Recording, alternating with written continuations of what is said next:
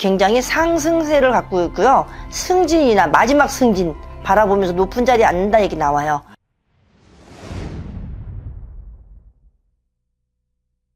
네, 안녕하세요. 천하신당 천사람 안씨입니다. 반갑습니다. 반갑습니다. 그래서 오늘은 1970년생 50녀석 개띠분들의 평생 운세에 대해서 알아보려고 하고요. 이분들의 초년과 중년의 운기의 흐름은 어땠을지 말씀 부탁드립니다. 초년에는 철이 없다고 볼 수 있습니다. 이분들이 관심이 많아서요. 호기심, 그치, 호기심이 많다 보니까 이것저것 하면서 직업이 약간 변수가 많았다고 봅니다. 옮기는 게 많았겠죠. 네. 관심이 많으니까. 근데 오래 머무르지 않았다 보면 50대에 들어서부터는 본인이 탁 확고하게 한 직업을 갖고 전문인이 된다는 얘기 나와요. 그러면 이제 특히 나랏밥 먹는 분들이 있죠. 교직원들이나 교원들이나 아니면 뭐 이런 분들이 굉장히 상승세를 갖고 있고요. 승진이나 마지막 승진 바라보면서 높은 자리에 앉는다 얘기 나와요. 그래서 내가 무슨 전문 상을 받는다든지 나라상을 받는다든지 아니면 뭐 큰 뭔가를 개발하는 데 도모를 해서 어떤 사업을 구상을 해서 지역 개발이든 나라에 필요한 뭔가를 해서 큰 상을 받을 일이 있을 것 같습니다. 그러니까 이분들이 초년 중년을 보내오면서 가장 힘들었던 어떤 고난과 역경은 뭐가 있었을까요? 아까 호기심이 많아서 이 사람들이 유혹에 많이 빠집니다. 유혹이라고 유혹. 뭘까요? 그 뭐 이성의 유혹도 될 수 있고요. 네. 공부를 하다가 친구 따라 강남 갈 수 있고요. 왜냐면 이분들이 나중에는 뭐가 있냐면 교직 교원 얘기를 하는 이유가 뭐냐면 되게 학구파고 학구열이 강해요. 근데 뒤늦게 이 사람들이 터지는 거예요, 지금. 네. 그러니까 제대로 공부를 하신 분들은 남을 가리킨다든지 아니면 뭐 판사든지 변호사든지 이렇게 해서 되게 말빨도 좋으시고요. 사람들을 이렇게 스며들게 하는 그 능력이 있어요. 근데 불구하고 그러다 보니까 이렇게 유혹에 많이 빠져 초년에는 여기저기 다니다 보니까 제대로 공부를 안 하신 분들은 뒤늦게 40 넘어서 공부를 하겠다고 열심히 하신 분들이 있어요. 네. 책도 많이 보고 이러면서 그래서 새로운 직업이 시작되면서 그 직업에서 내가 뭔가 딱 구체적으로 자리 잡히면 또 사람들을 가리키는 일도 하게 되고요. 그게 무슨 뭐 선생님이 아니더라도 선생의 그 기준이 여러 가지 있잖아요. 내가 어떤 한 분야에서 1등이 되면 가르칠 수 있는 선생이잖아요. 그런 부분을 자꾸 나간다 그래요. 유혹이 많았다고 하면 이성에 대한 유혹 또는 다른 유혹으로 어떤 손재나 손해가 있었다라는 의미일까요? 있었죠. 공부를 해야 될 시기에 공부를 안 했으니까 당연히 옛날 따지면 이런 분들이 50, 60세 경수생들은요. 일찍 뭔가를 깨닫는 사람께 일찍 뭐 우리가 얘기한 날라리들 그래서 뭐 부모님한테 용돈을 받았다든지 아니면 학교에 필요하면 학용품을 사야 될 거를 딴 데서 썼다든지 그럼 공부를 안 하게 됐죠.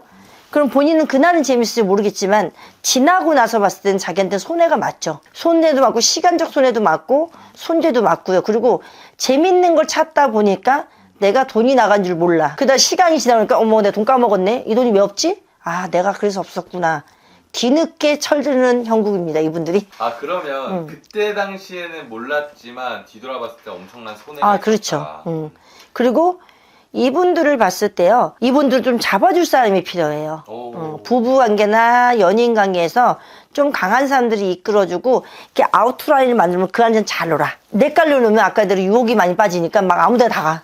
그럼 그만큼 시간적, 경제적 관념이 떨어지기 때문에 잘못돼요. 근데 누가 상대방을 잘 만나서 부부의 연애에서 만났는데 잘 잡아주고 그러면 손 맞잘 듣고 잘 들고 잘 따라가요. 애기처럼.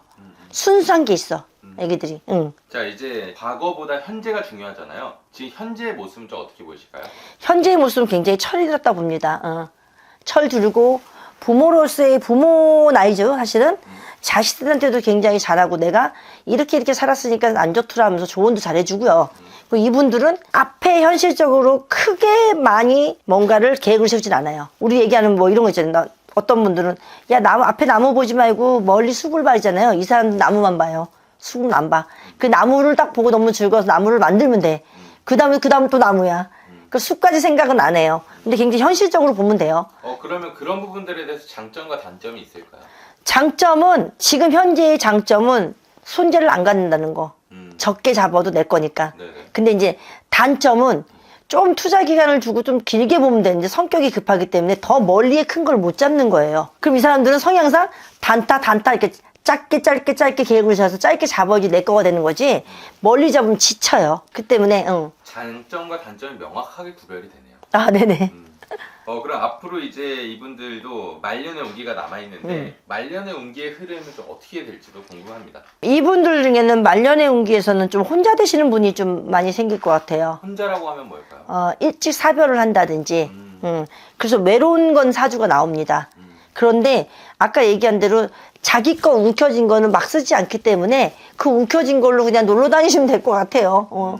그리고 너무 투자하지 마시고요. 네. 말대로 계획을 세울 때 한 3년 계획, 2년 계획, 1년 계획, 3년 안으로 계획을 세워놓으면 본인이 손해 안 보고 인연법에도 좋게 만날 것 같고요.